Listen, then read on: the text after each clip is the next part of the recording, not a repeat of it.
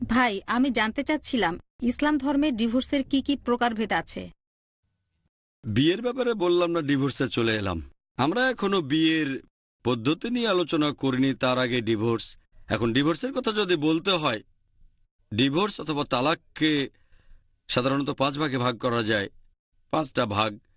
একটা হচ্ছে স্বামী এবং স্ত্রী দুজনেই পারস্পরিক আলোচনার মাধ্যমে।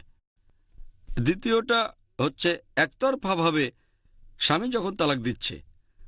তৃতীয়টা হচ্ছে যদি নিকাহনামায় এটার উল্লেখ করা থাকে, বিয়ের চুক্তিনামায়, যে স্ত্রীও ডিভোর্স দেওয়ার ক্ষমতা রাখে, তাহলে সেও এককভাবে ডিভোর্স দিতে পারে। এটাকে বলা হয় তালাকে তাফউইদ বা ইসমা।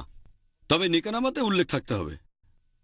চতুর্থটা হচ্ছে যদি নিকাহনামায় উল্লেখ করা না থাকে, আর যদি স্ত্রী স্বামীকে ছেড়ে আলাদা হয়ে যেতে চায়, হতে পারে ব্যক্তিগত কারণ, যুক্তিসঙ্গত কারণ বা অযৌক্তিক কারণ, হতে পারে স্বামীকে সে পছন্দ করছে না, সে তখন স্বামীকে অনুরোধ করবে কুলা দেওয়ার জন্য, ডিভোর্সের জন্য অনুরোধ।